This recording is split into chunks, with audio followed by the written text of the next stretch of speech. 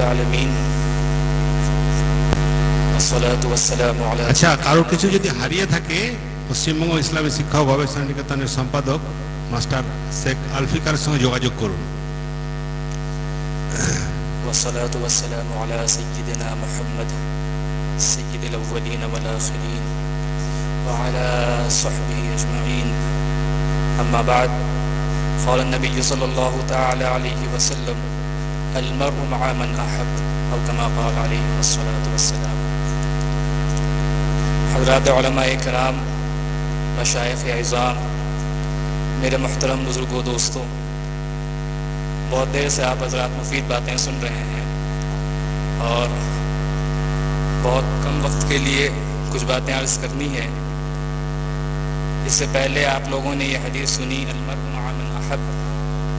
حضرت انس رضی اللہ تعالیٰ عنہ فرماتے ہیں کہ جب اللہ کے رسول صلی اللہ تعالیٰ علیہ وسلم نے ہمارے سامنے یہ بات ارشاد فرمائی کہ قیامت کے دن ہر شخص اس کے ساتھ ہوگا جس سے وہ محبت کرتا ہے، تو ہم لوگوں کو اتنی خوشی ہوئی کہ ویسی خوشی ہم نے کبھی نہیں منائی، اس لیے کہ حضرات صحابہ اکرام رضی اللہ تعالیٰ علیہم اجمعین کے دلوں میں جو محبت اللہ اور اس کے رسول صلی اللہ تعالیٰ علیہ وسلم کی تھی، وہ محبت اللہ تعالیٰ اس کی دلیل دیتے ہیں۔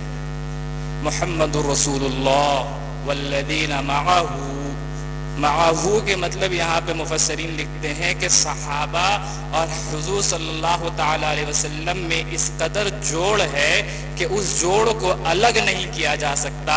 جیسے سورج سے اس کی گرمی کو نہیں الگ کر سکتے، جیسے برف سے اس کی ٹھنڈک کو نہیں الگ کر سکتے، ویسے ہی صحابہ کی جماعت کو اللہ کے رسول صلی اللہ تعالیٰ علیہ وسلم سے الگ نہیں کیا جا سکتا۔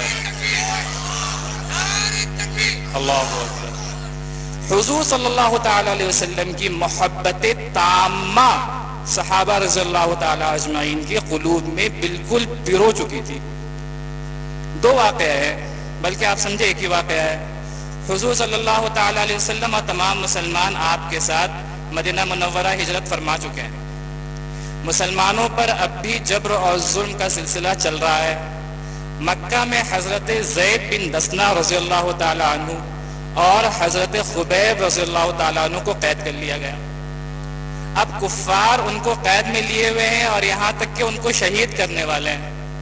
حضرت خبیب سے کفار نے پوچھا کہ تمہارا بس آخری وقت ہے، جس کو گردن مارنی ہے وہ بالکل تلوار کو نکال کر کے چمکا رہا ہے اور اب بس گردن پر ضرب پڑنے والی ہے۔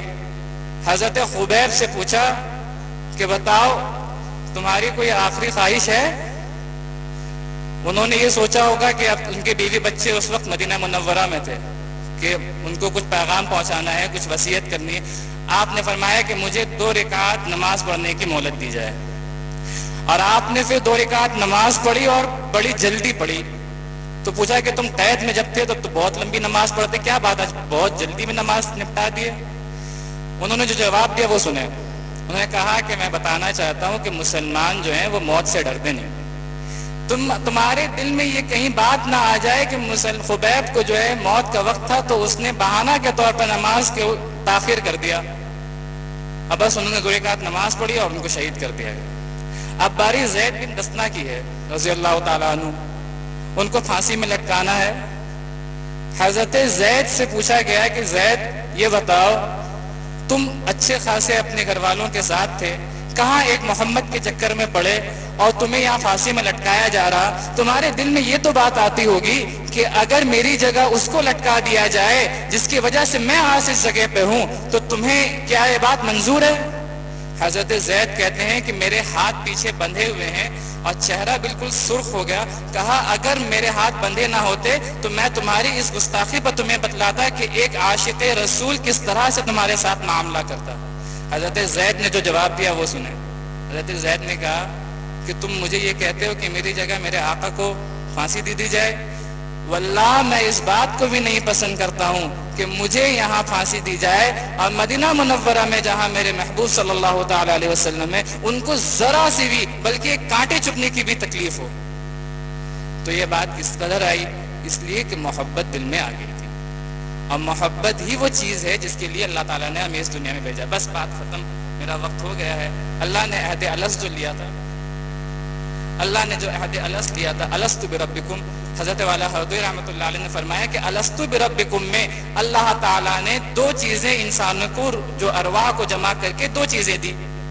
ایک علم، جو سوال کیا الست بربکم میں، اور جب بلا جواب دیا گیا تو ایک علم، اور اپنے جمال کو اللہ تعالیٰ نے دکھلا کر محبت کا وہ مادہ تمام ارواح کے قلوب میں ڈال دیا.